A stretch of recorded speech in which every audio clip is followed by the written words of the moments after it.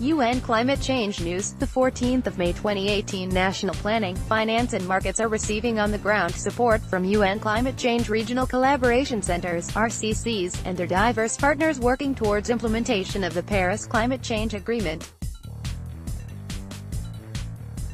On the margins of the climate talks that concluded in Bonn last week, delegates and observers learned about several regional initiatives, including the NDC Partnership's cooperation with RCC Panama and its engagement with 71 countries and some 19 organizations and institutions to further the goals of the Paris Agreement. 2015 in Paris, countries committed to limiting global temperature rise to 2 degrees Celsius and to work towards the safer target of 1.5 degrees Celsius.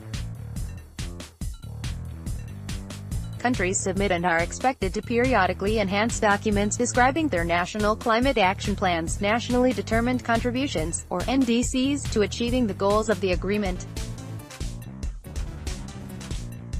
The purpose of the NDC partnership is to mobilize support and achieve ambitious climate goals while achieving sustainable development, by facilitating information development and sharing, technical support and capacity building, and sourcing of financial support, said Cayetano Quezado, NDC Partnership Specialist for Latin America in the Caribbean based at RCC Panama. UN Climate Change established 5 RCCs with prominent partners to promote the Clean Development Mechanism (CDM) on the ground in Lomé, Togo, for West Africa, Kampala, Uganda, for East Africa, Bangkok, Thailand, for Asia and the Pacific, Panama City, Panama, for Latin America, and St. George's, Grenada, serving the Caribbean. With the CDM at their core, the RCCs now support a broad range to global climate action for implementing the Paris Agreement. Under the CDM, projects in developing countries earn a saleable credit for each ton of greenhouse gas they reduce or avoid. The incentive has led to the registration of more than 8,100 projects and programs in 111 countries and the issuance of more than 1.9 billion CERs. Each CER is equivalent to 1 ton of carbon dioxide reduced or avoided. Tackling climate change will take a great deal of resources, so green finance is a key focus of work in the RCCs, said Misamba Thioya, a manager at UN Climate Change who works to facilitate developing countries' access to green finance. The Paris Agreement is a development agreement, it's not just about emission reductions, said Mr. Thioya. Projects are there, and we know finance is available. Through the RCCs, Mr.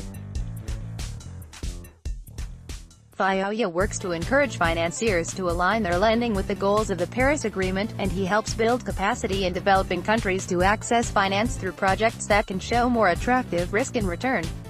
The Green Finance Framework Initiative has begun in Africa, with a framework in place in Zimbabwe, and is on its way to Latin America and Caribbean and Asia, via planned Green Investment Catalyst roundtables. Others are looking at carbon pricing and market approaches to incentivize emissions reductions and investment, among them K. Suresh, director of the Climate Change Program Department in Singapore's National Environment Agency. As chair of the Working Group on Climate Change of the Association of Southeast Asian Nations, ASEAN, Mr. Suresh leads ASEAN's collaboration with RCC Bangkok on the Collaborative Instruments for Ambitious Climate Action project, designed to explore and support market instruments capable of driving action at the national level while laying the foundation for broader cooperation in the form of a possible regional carbon market. Measurement, reporting and verification (MRV) is the first step in a country's move to carbon pricing and use of market approaches, said Mr. Suresh.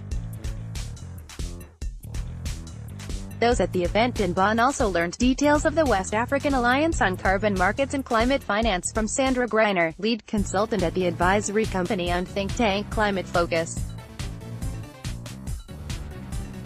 The alliance fosters participation of West African delegates in the UN climate change process, promotes access to market mechanisms and climate finance, and will pilot the transition of CDM-related capacities and activities in the context of the Paris Agreement.